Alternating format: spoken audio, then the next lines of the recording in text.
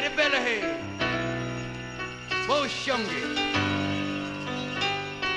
Kiko.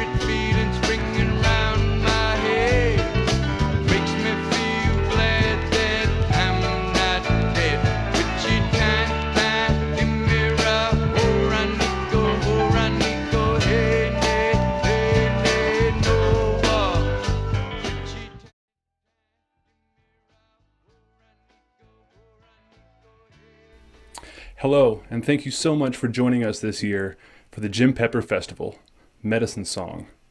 My name's Tommy Graven. I'm a professional recording artist and musician from the Pacific Northwest in Oregon. Thank you so much for joining us.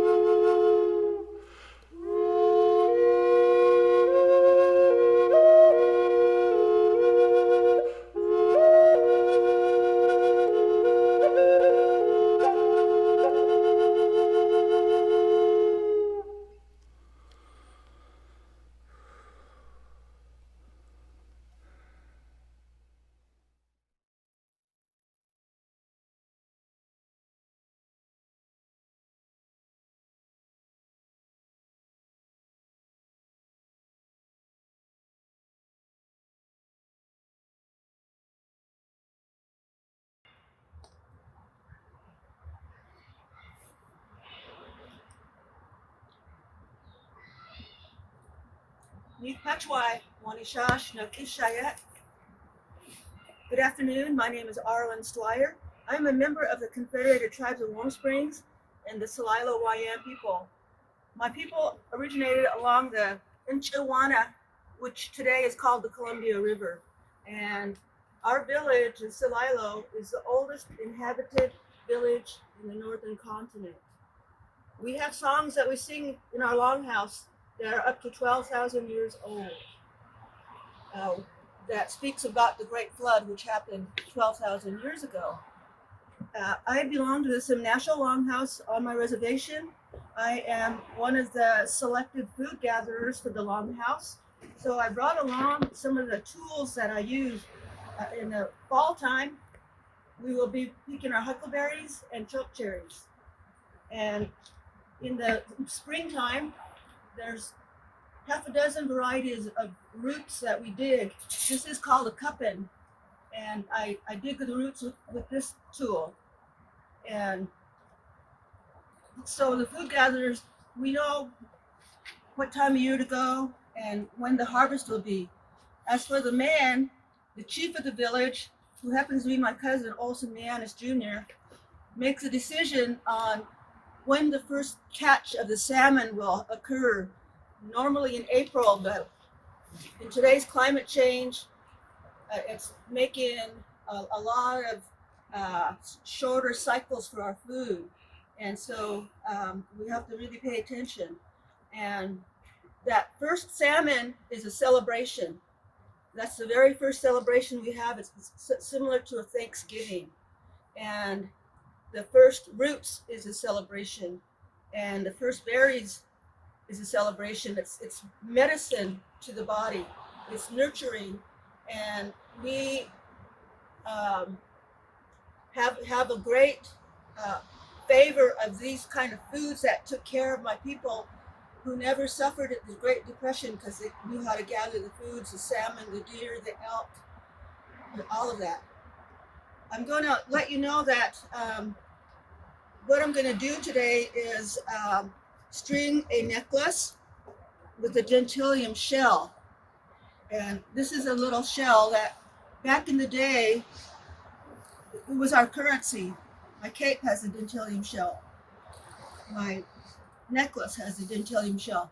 So obviously, I'm an entrepreneur, so we did trading up the river, and my family has done that. My ancestors have done that. And it's in my DNA to continue to be an entrepreneur businesswoman. And so I'm a powwow dancer, and people probably recognize me dancing all across the country. I'm a traditional dancer, and so my cape is red for missing and murdered Indigenous women. And all of these dentalium shells, I'll speak about some more after a while. The other currency was the wampum bead. It's another shell that's all hand carved. Each bead is hand carved out of shell. And so that's another form of currency for our people back in the 1700s, 1800s or so. And I wanted to just talk about part of my regalia. The hat that I'm wearing is because I am a food gatherer for my people. This is what I wear when I carry my berries and roots into the longhouse at our ceremony. And this is called it's a basket hat, and it's made out of bear grass. And I have a ermine skin fur hanging off of it.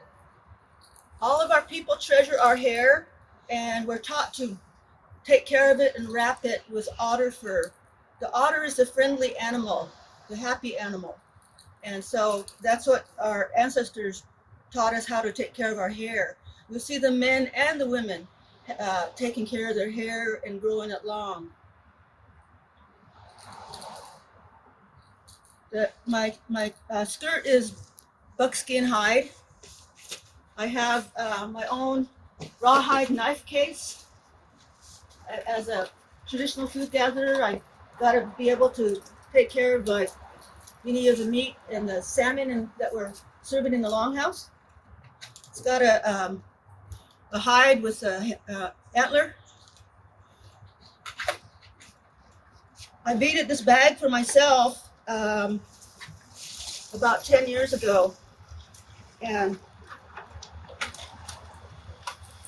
the plateau people, when we do our beadwork, the background has got contouring following the animal, following the flower. Sometimes there'll be a little circle of beads like that that shows the Wasco Warm Springs tradition of how to beadwork. The edging is two colors, the two combination of green colors, and on our beadwork, they're equal. It represents equality in the universe among all living beings. So these are some very subtle differences in our style of beadwork compared to other tribes across the country.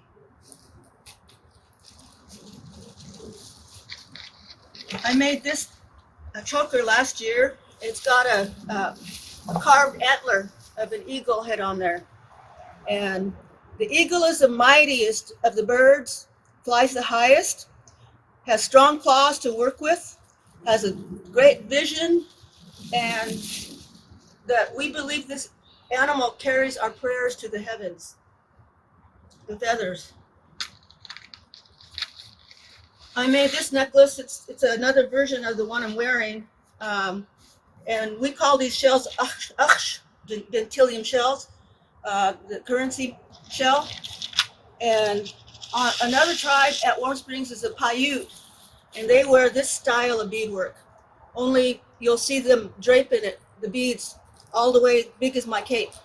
This is just a little necklace, but their actual capes are, their actual beadwork will be as large as my cape.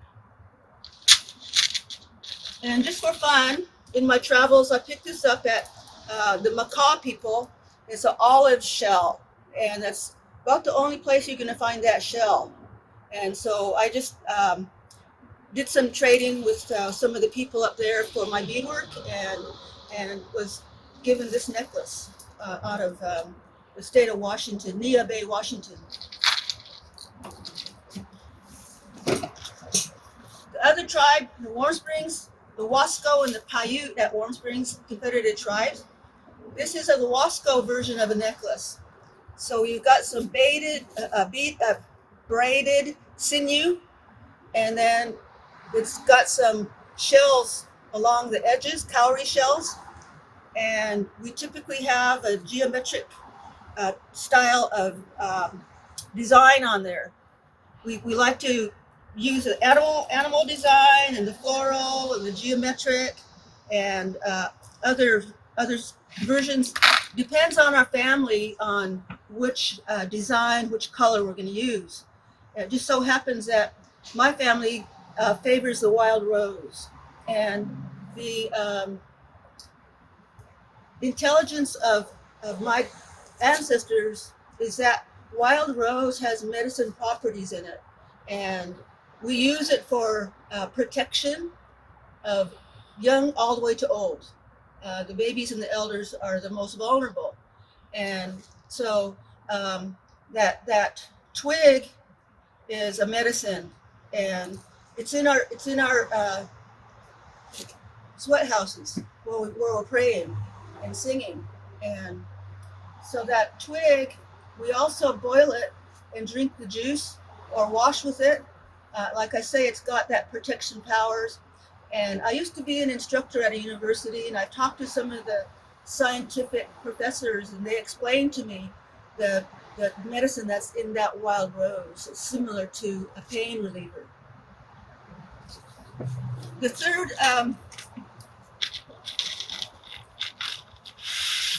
dentilium necklace.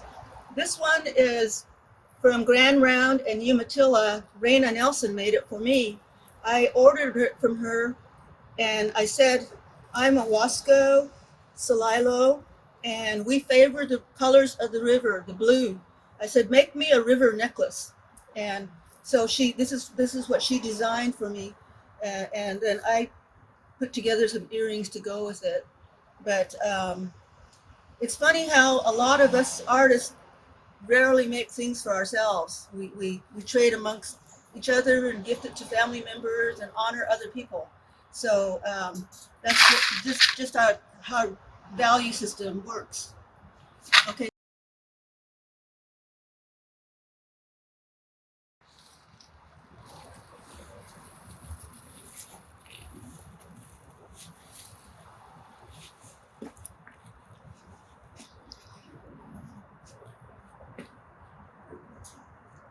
I am a recognized master beadwork artist for the plateau of Warm Springs, Celilo, and I have been recognized by the Native Arts and Cultures Foundation as a National Artist Mentor in 2018 and 2019, and with the Burke Museum Bill Holmes Center as another mentor project for 2020, 2021.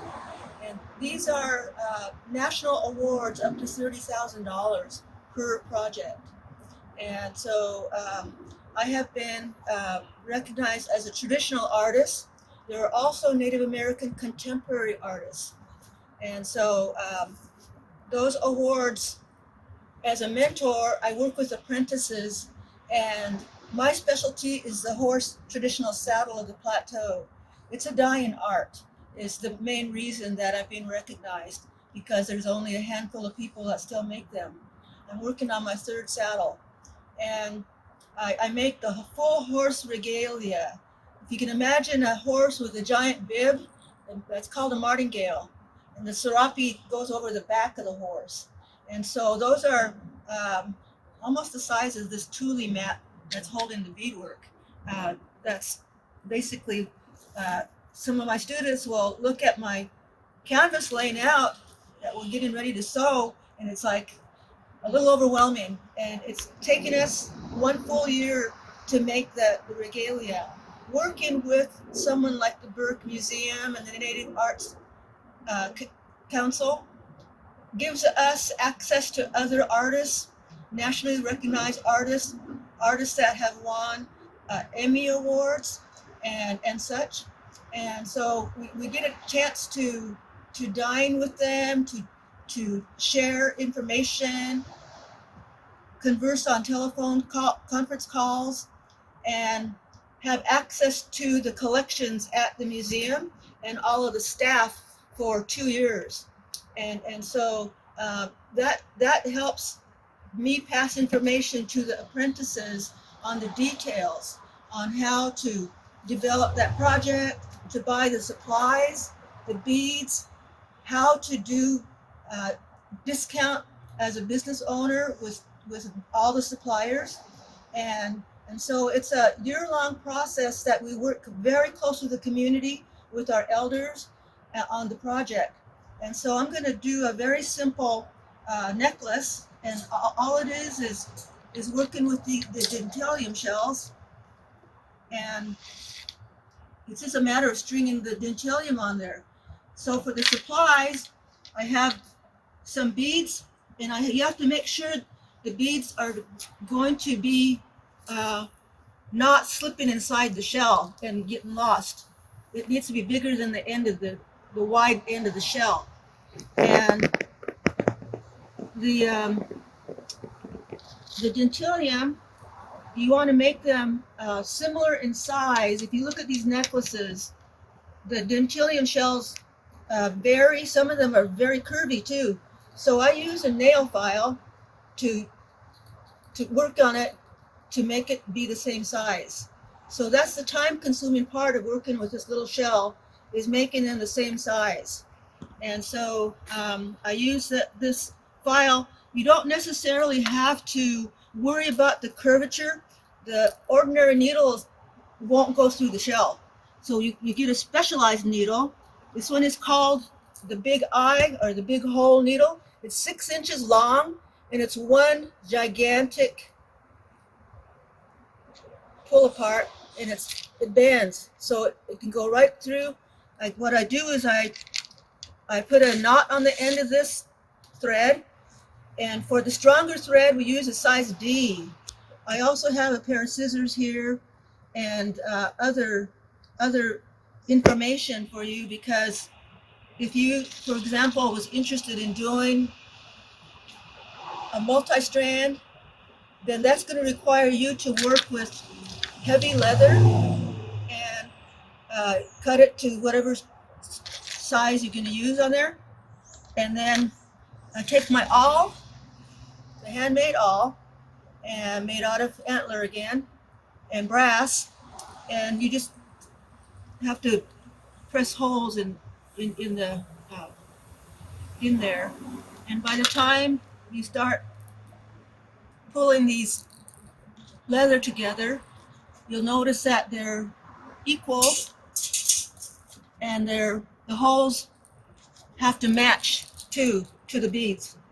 And so it takes a matter of just recognizing how far apart to make those holes so you get that effect.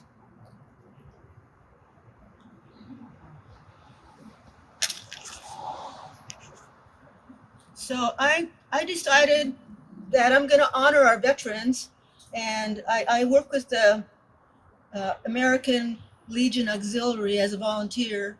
I'm actually, my mother was my role model, and so she had two brothers that served in the World War II and the Korean War. Unfortunately, one never came back, and both of them passed away before I was born.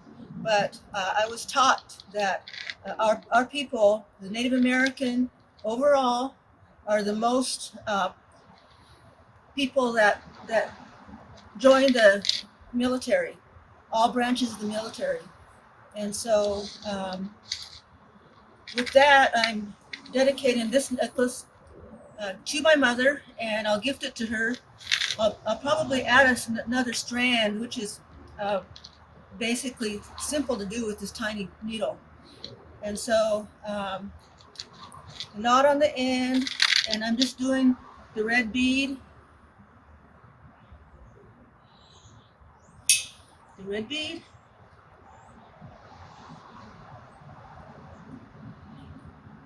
then the blue,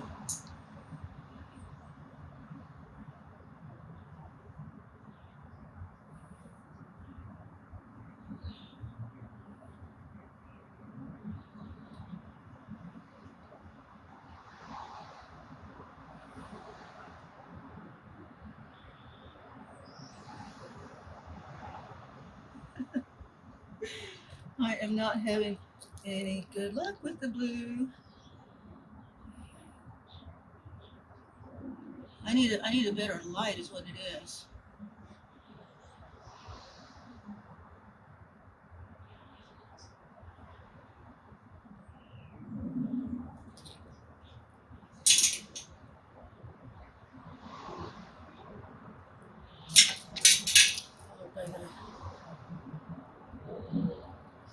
You can do just about anything with this bead for a necklace. And what I mean is, for this necklace I've got buckskin on the end. For this necklace I've got more dentillium on the end. So there's all kinds of variations, or you can just make it plain too as a necklace. So when we're finished with the necklace, all we do is tie a knot, then there you go, a dentillium necklace. Thank you.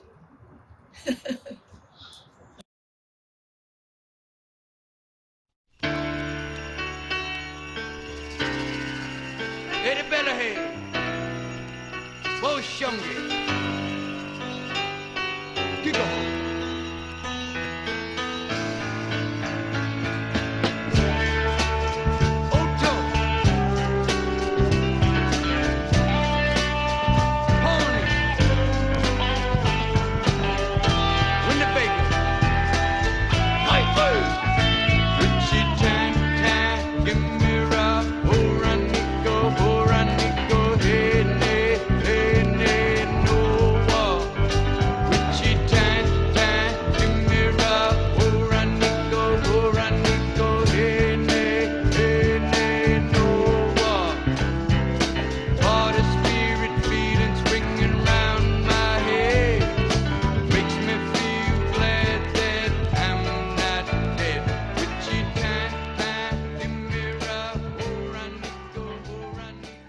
wrote for Jim Pepper. We do in San Francisco.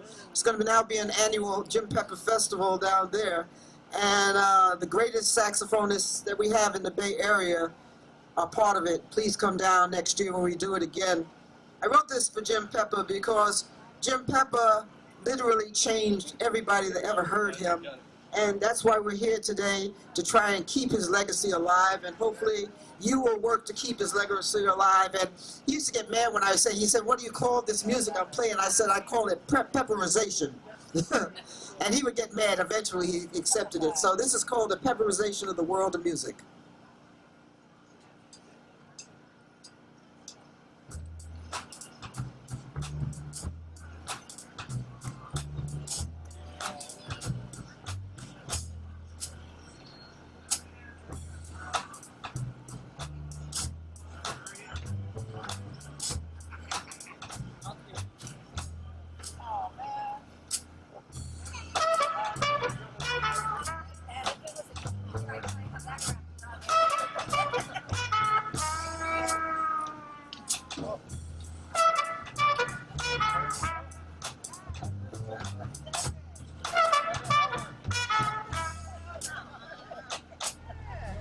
Core and Creek shamans sang through your horn, healed through your songs.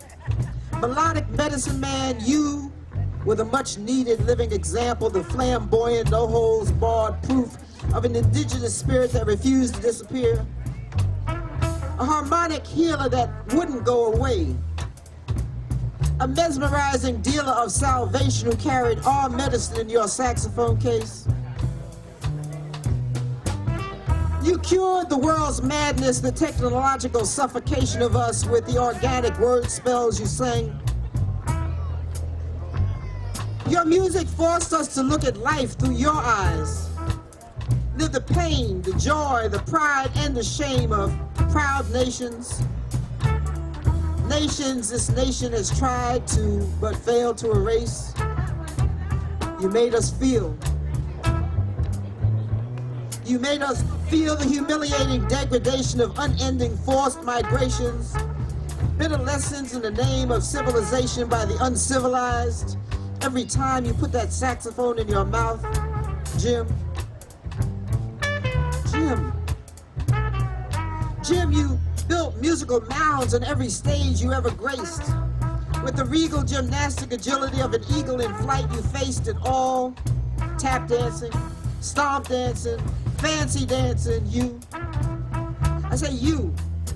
You pepperized the arrogance of ethnocentric madness, put a little of Mother Nature's spice in a bland musical stew and flew us into your euphoria, your never-ending powwow, your musical world where we all came together and feasted on peace and respect, fire bed and corn soup and peppered to perfection.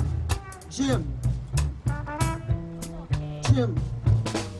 The eagle that is you did not stop flying or find a hiding place or go to sleep the day you lay down your horn.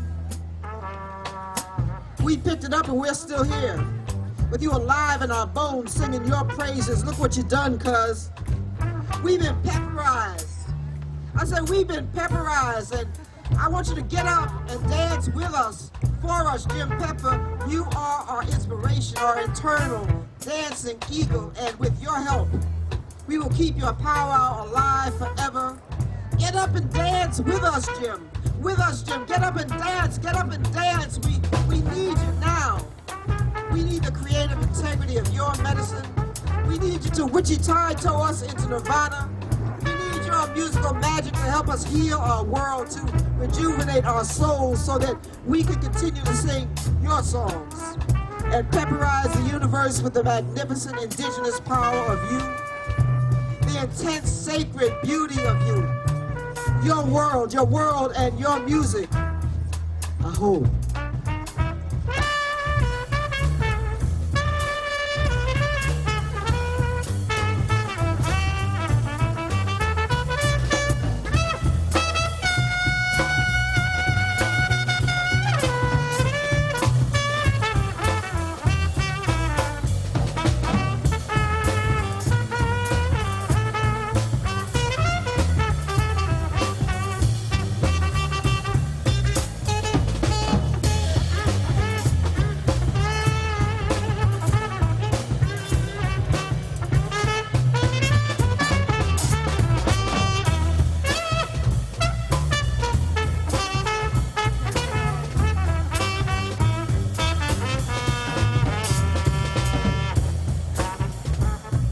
what you done, cuz.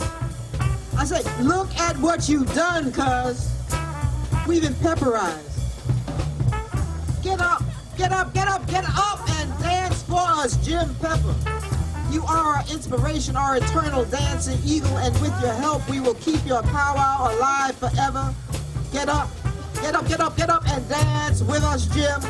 We need you, we need you, we need you now. We need the creative integrity of your medicine. We need you to Wichita us into Nirvana. We need your musical magic to help us heal our world, to rejuvenate our souls, so that we can continue to sing your songs and pepperize the universe with the magnificent indigenous power of you, the intense, sacred beauty of you, your world, and your music. Aho.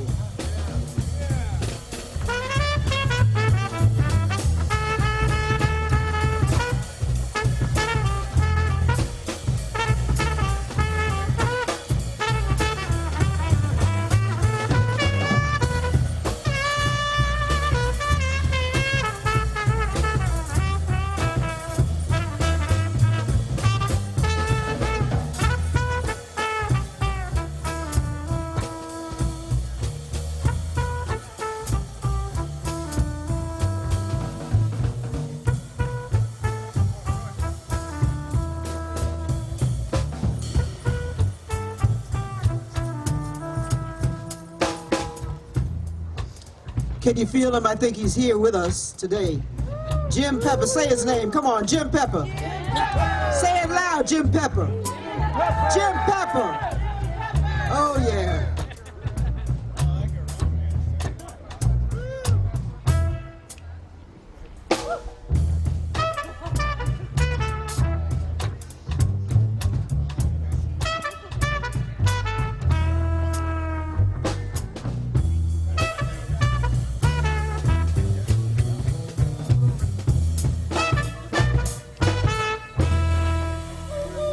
The Delbert Anderson group. They want to clear this thing off of that, and then we want us to do one more thing.